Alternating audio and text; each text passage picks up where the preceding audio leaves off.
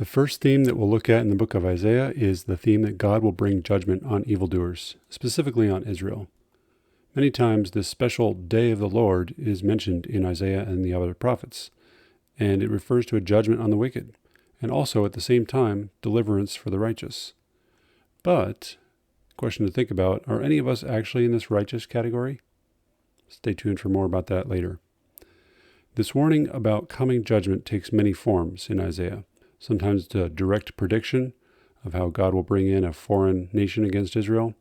More often it's written in poetic language or a lament.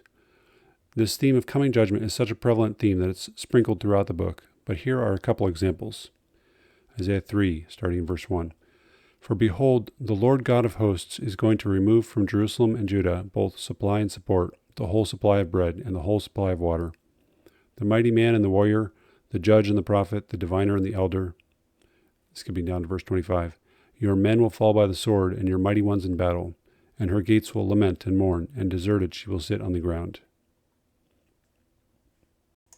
Here's another from chapter 5. Let me sing now for my well-beloved, a song of my beloved concerning his vineyard. My well-beloved had a vineyard on a fertile hill. He dug it all around, removed its stones, and planted it with the choicest vine. And he built a tower in the middle of it, and also hewed out a wine vat in it. Then he expected it to produce good grapes, but it produced only worthless ones. And now, O inhabitants of Jerusalem and men of Judah, judge between me and my vineyard. What more was there to do for my vineyard that I have not done in it? Why, when I expected it to produce good grapes, did it produce worthless ones? So now let me tell you what I'm going to do to my vineyard. I will remove its hedge, and it will be consumed. I will break down its wall, and it will become trampled ground. I will lay it waste. It will not be pruned or hoed, but briars and thorns will come up. I will also charge the clouds to rain no rain on it. For the vineyard of the Lord of hosts is the house of Israel, and the men of Judah his delightful plant. Thus he looked for justice, but behold bloodshed, for righteousness, but behold a cry of distress. Therefore my people go into exile for their lack of knowledge, and their honorable men are famished, and their multitude is parched with thirst. Therefore Sheol has enlarged his throat and opened its mouth without measure, and Jerusalem's splendor, her multitude, her din of revelry, and the jubilant within her descend into it. So the common man will be humbled, and the man of importance abased. The eyes of the proud also will be abased. But the Lord of hosts will be exalted in judgment, and the holy God will show himself holy in righteousness.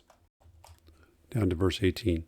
Woe to those who drag iniquity with the cords of falsehood, and sin as if with cart ropes, who say, Let him make speed, let him hasten his work, that we may see it. And let the purpose of the Holy One of Israel draw near and come to pass, that we may know it.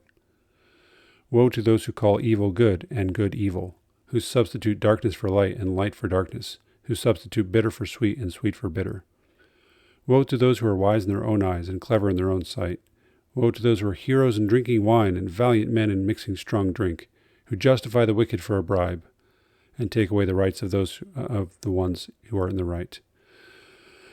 Therefore, as a tongue of fire consumes stubble, and dry grass collapses into the flame, so their root will become like rot, and their blossom blow away as dust. For they have rejected the law of the Lord of hosts, and despised the word of the Holy One of Israel.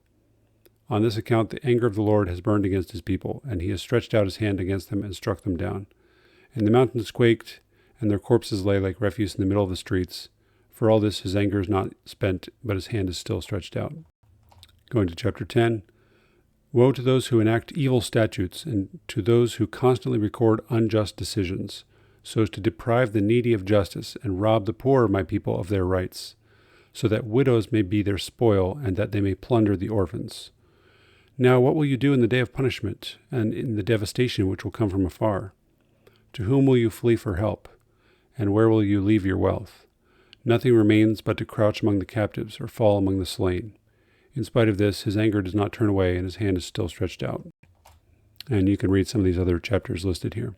So that is one of the major themes in Isaiah, that judgment is coming, specifically on Israel.